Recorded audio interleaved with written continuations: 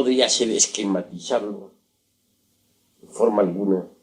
No podría porque sencillamente no existen las facultades para poderlo percibir. Es una laguna en la mente.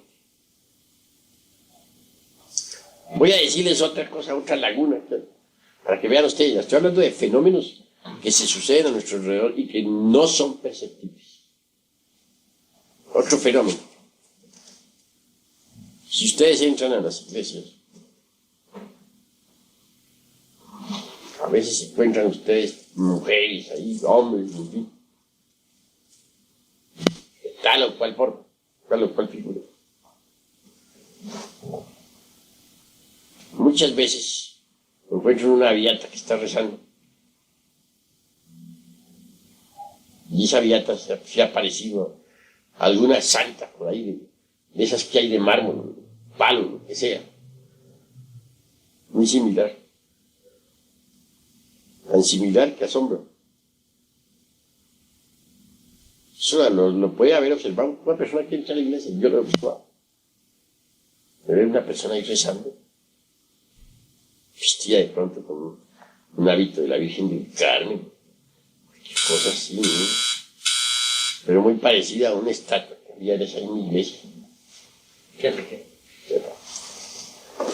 Bien. Llega uno a creer que esa persona que hay, que uno se ha encontrado es de carne y hueso. Y no lo es. Porque hay un fenómeno muy conocido desde la Edad Media y desde los tiempos antiguos, que es el de las estatuas vivientes. Determinadas estatuas se van cargando con los fluidos vitales de los devotos, de los fanáticos. Y se cargan tanto que llegan a impregnarse de la potencia vital de los devotos. Inclusive llegan a adquirir movilidad y hasta escaparse físicamente del lugar donde están. Y pueden ocupar un lugar, por ejemplo, entre los devotos, sentarse y arrodillarse y rezar y toda esa cuestión. Y luego volver la estatua volver otra vez esa figura a ocupar su puesto. Son ganas de milagro. Sí. Y la gente ve a esa persona ahí llorando y toda esa cuestión, ¿no? Y resulta que no es una persona de verdad de carne y hueso, es una estatua. Y lo que estoy diciendo es muy común. Por ejemplo, hay muchas tradiciones que dicen que la Virgen de Lourdes se escapa constantemente. Hay veces que se escapa. La Virgen de Chiquinquirá que caminó, no sé. Camina y se escapa. Eso es muy conocido en magia. Eso lo conocen y lo saben hacer a voluntad los judíos. Lo sabían hacer a voluntad los judíos de Praga. Ellos hacían una estatuilla de piedra, le ponían aquí la palabra Emet. La preparaban mágicamente, inclusive llegaban a manejarla y a mandarla a hacer tales o cuales cosas en distintos lugares, hasta robarla mandaban. ¿Sí? En las iglesias se hace ese mismo fenómeno de las estatuillas de Praga, de los barrios judíos de Praga. Pues se va cargando la estatua de fluidos vitales y llega a adquirir movilidad, vida, momentos mágicos en que se escapa y que ocupa el lugar entre los fieles. Y dice esta persona, muy parecida a una estatua que vi allí, un santo. Sí, señor, es la estatua del santo, pero a nadie se le ocurre pensar que es la estatua del santo. Perdón. No pasa nada. A nadie se le ocurre. Pero a nadie se le ocurre. ¿Quién es ese? ¿Por qué no se les ocurre? ¿Aquí? Aguantando frío. Porque están profundamente dormidas las cosas. cosas. Yo sí las he descubierto. Estatuillas de esa clase. ¿Cómo está? Muy bien, ¿y usted? Pues me alegro que dice el frío. Ya está. Duro. Y se dice que para mañana a la noche va a ser mucho frío. Sigan sentados, por favor. Gracias. Yo he descubierto estatuas de esa clase. A mí no me asombra. Pero sí he visto que todos los miembros de una iglesia, por ejemplo, con una estatua de esas ahí, arrodillada, hincada, el lugar ha quedado vacío. Y ninguno de los miembros de esa iglesia se ha dado cuenta de eso. Yo checando, y no estoy hablando de un fenómeno meramente psíquico, sino es algo físico. Si hubiera tenido en ese momento una máquina de fotografía, hubiera podido fotografiar. El hecho. Pero también hay una ley que no me lo hubiera permitido, o que mejor dicho me hubiera sido peligroso para mí. Y esa clase de fenómenos tiene guardianes elementales. Si los guardianes elementales se dan cuenta que uno está entregando ese secreto, pueden fulminar a uno. Y es magia negra, ¿no? No se puede entregar eso. Pero así, ahí me ha pasado de ver en una iglesia una persona ahí parecida a una estatua que tenía rezando, orando. Y que era la misma estatua. Había escapado por un momento y estaba ahí. Qué susto la carrera que yo hubiera pegado. Y eso sucede normalmente en las iglesias. Temo haber dicho demasiado eso. Temo que de pronto van a descubrir ustedes una cosa de esas en la iglesia. Cuando la descubran, pues... Entonces eso explica el fenómeno de que tantas estatuas milagrosas y no sé qué. Que se escapan, se van. La Virgen de Lourdes se les iba a los curas, por ahí tenían que salir a buscarla. No, maestro. Yo considero, por ejemplo, a esta reunión como una tercera cámara. Sí, primero estamos entre los hermanos. Y te voy a decir algo más, a mí me llama mucho la atención. Hace un par de meses, estamos en Caracas, vamos a la colonia Tobar, un sitio cercano a Caracas, hora y media. Pasamos la poca experiencia. Me llama don Julio Medina, maestro Garejo China, y me dice, ven acá, vaya aprendiendo. Mire aquella hermana que está allá. Estaba a una distancia de unos 10 metros de donde estaba el maestro doña Lilia. Mary estaba un poquito retirada, como a 2 metros, y estaba yo, que me llama, me dice, mire aquella hermana, vea, ¿qué ve? Puede ser la hermana fulanita. No le ve nada raro. Le digo, no, maestro. Me dijo, mírele los cuernos. ¿Le ve ese par de cuernos? ¿Le ve ese par de cachos en la frente? Le dije, maestro, ahora sí se lo ve. ¿Qué pasó, maestro? Que a partir de ese momento, luego viene doña Lili y se lo dice a Mary, los dos vimos la cosa al mismo tiempo. Y a partir de ese momento, para nosotros fue una defensa eso también. Haber aprendido a ver los cuernos. Porque cada vez que íbamos juntos a un cine o íbamos a un parque donde pues, Mary me decía, ¿viste qué me pasó? O le decía yo, ¿te fijaste en aquel hombre o en aquella mujer? Y veo la cantidad de personas. Como fueron en otras vidas de fornicarios y que se nota ahora en esta vida. Bueno, eso puede ser no tanto como lo que usted dijo, pero en realidad son cosas que sí se pueden apreciar. En televisión se hace más patente eso, tal vez. La gente que aparece en televisión se le nota más fácil que personalmente Por las luces, las sombras. pero no sé si es un fenómeno de luces o que la televisión es más sensible, ¿no? Porque, digamos, el micrófono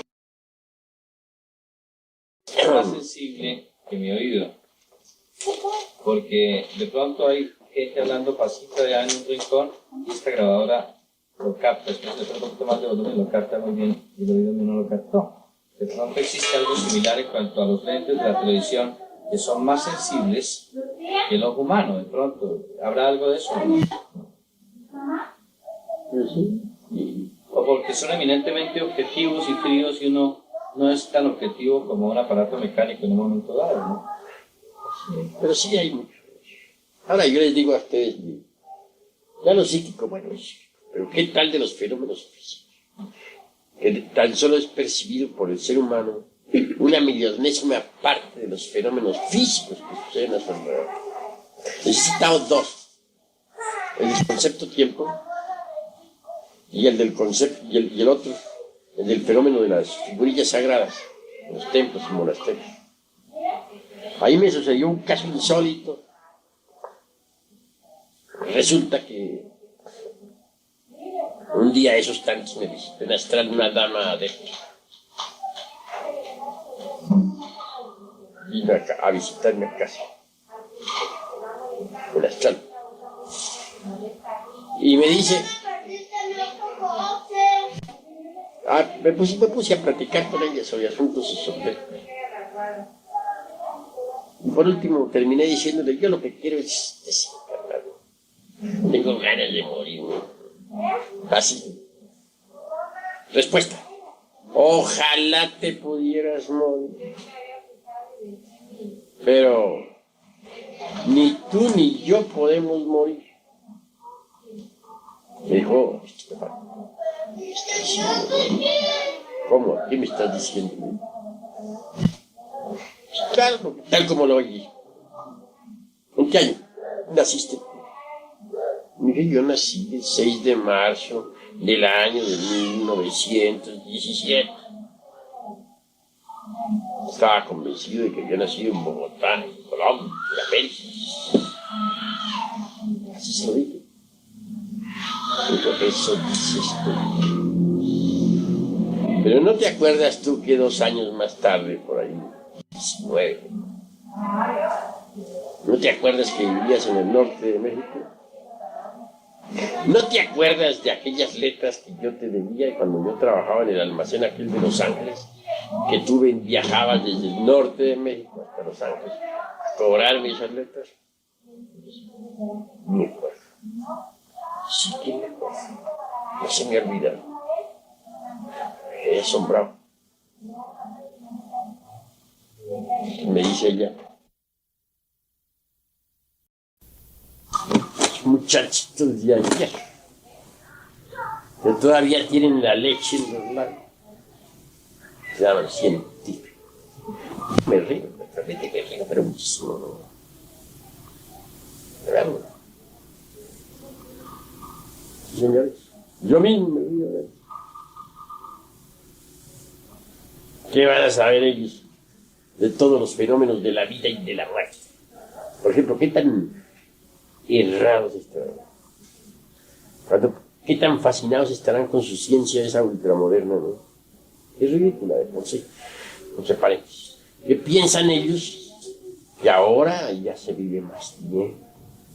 Que para el año, dice, 2001 o para el año 2100 se podrá vivir 120, 130. Que a principios del siglo, cuando mucho se llegaba a 40 años, 50. Así los oí por televisión, hace unas noches, rebuznando de la forma más espantosa. Es decir, ridículo.